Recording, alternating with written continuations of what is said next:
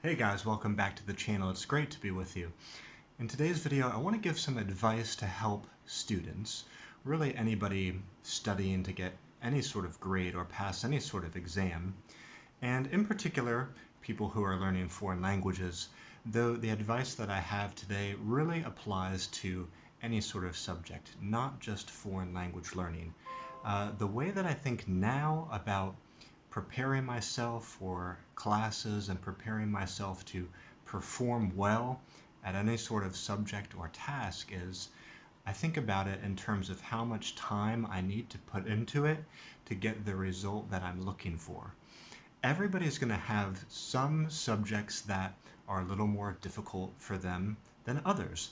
The problem is that we tend to think, and maybe it's somewhat subconscious, but we tend to think, I can get an A in this class and I hardly even have to even try. Or maybe I just, maybe I can get away with studying a half hour a week or putting in a half hour of time into my homework for that class. So why is this class over here so hard and I just can't get it?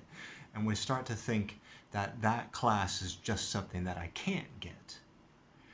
Well, I'm here today to tell you that that class, you can get it. Just for whatever reason, and we're not going to go into all the possible reasons in this video today, but for whatever reason, that class is a little bit more challenging for you, so it's going to demand a greater input of time and certain types of effort, which we'll talk about a little bit more in this video. But so for example, talking about just the issue of time, you want to try to quantify it, and you want to say, okay, this class is really difficult for me. A lot of my homework or quizzes or tests are coming back, and let's just say, let's make it an average. Let's just say you're getting C's back. I know some of you might be getting D's and F's, maybe some of you are getting B's, but let's just say you're getting C's back and that's a problem for you. You want to think about how much time you're putting into the course outside of the class. How much time do you spend studying or doing homework or seeking extra help? Whatever it is, whatever time that you're currently investing, that's what's getting you the C. So you want to try to increase that by a level of, I don't know what would be suitable, maybe 15 minutes more per week or 30 minutes more per week. Potentially that could be broken up into 2 sessions if that works better for your schedule. You might want to have 20, you might want to add 20 extra minutes on this day and 20 extra minutes on that day.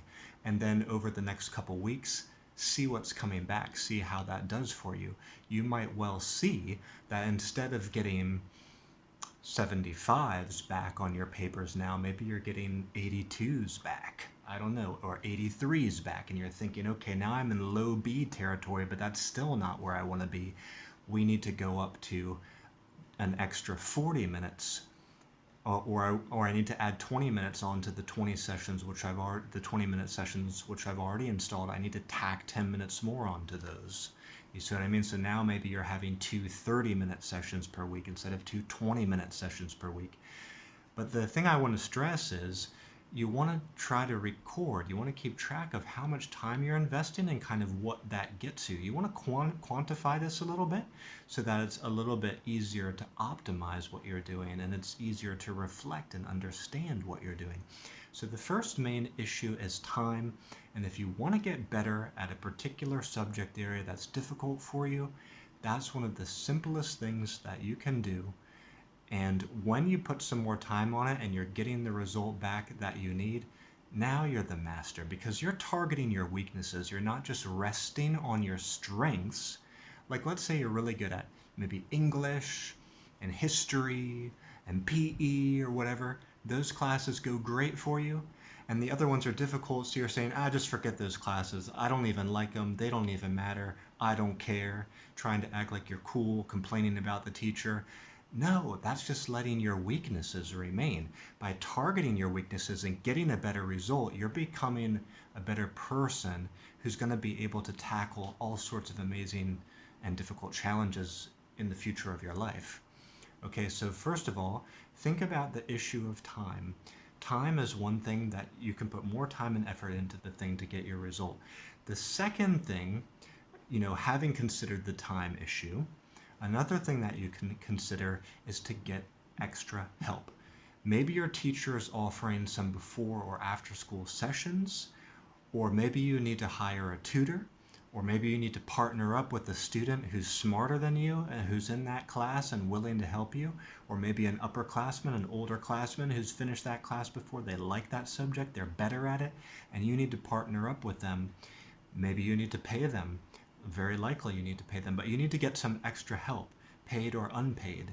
Build that in too. See how that does for you. In fact, I had the experience of getting extra math help in high school from my teacher, and I think just the fact that I was willing to show up for those extra free help sessions, who knows, she might have given me a little bit of a bump in terms of my grade. You never know. Showing that you're really trying can really endear yourself to the teachers, and they're going to be trying to put more effort into you now because they see you're trying. So they're going to give you extra attention and extra help, which really can improve your grade. So time is one. Getting that extra targeted help with the problems that you're having, one-to-one with other people, or maybe even a study group, that can be important too.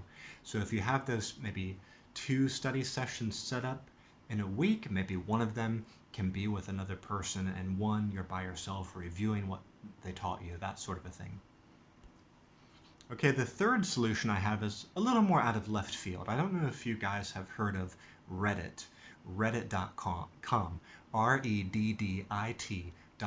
Reddit is an online internet sort of group forum place that's extremely popular. There's different types of groups for everything, and they're easy to join. So if you're having trouble with Spanish, or if you're having trouble with math, or if you're having trouble with chemistry, you can get into one of these groups, and some of them are specifically for people who are actually students right now in high school or in university. So you can get into very niche groups. And then what you can do is you can post specifically what's your situation, what trouble are you having, and you can get some very targeted responses from the community to you.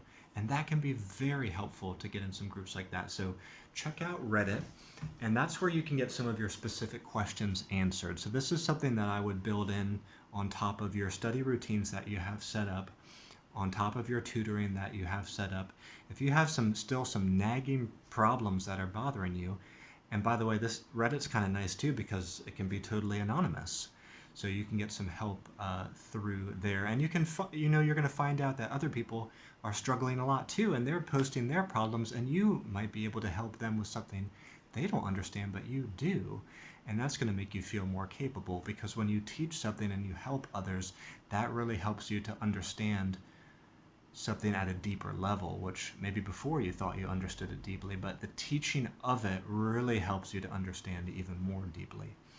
Okay, and then one more thing I want to leave you with is, if you happen to be studying foreign languages or struggling with foreign languages, you can come out to join us, because we're doing free online gaming groups. And it might sound like gaming is not very serious, but actually we're quite serious about having fun and learning and making friends. And we learn a tremendous amount in a very organic way, and it's sort of the way that we play and learn, it sort of knits together a wide array of topics into this very true to life framework inside of our mind. So it's going to make you more adaptable, more flexible, being able to shift and talk about different things in your target language.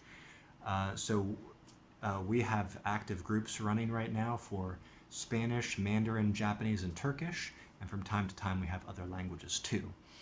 I hope this information has helped you out. I have a couple videos up in the recent weeks to help students, particularly people who are learning foreign languages. I hope if you want more advice about studying, personal development, motivation, then you'll stick with me on this channel. Subscribe, leave a comment. I'd be happy to help you out too if you leave me a comment and you think there's something I can help you with. The thing is, the main thing that it comes down to is being willing to put in extra effort to get the result that you deserve, and that would bring honor to you. You know, I wish I had this mindset back in the day, which it really doesn't matter what subject we're talking about. I want to show up and perform my best, and I want to get a result that shows to everybody else what I can do, sort of regardless of the subject. If you took me back now and put me in a math class or a chemistry class or whatever, those are classes I used to struggle with, or Spanish class I used to struggle with. Now I have a mindset that I believe I could absolutely get A's in those classes.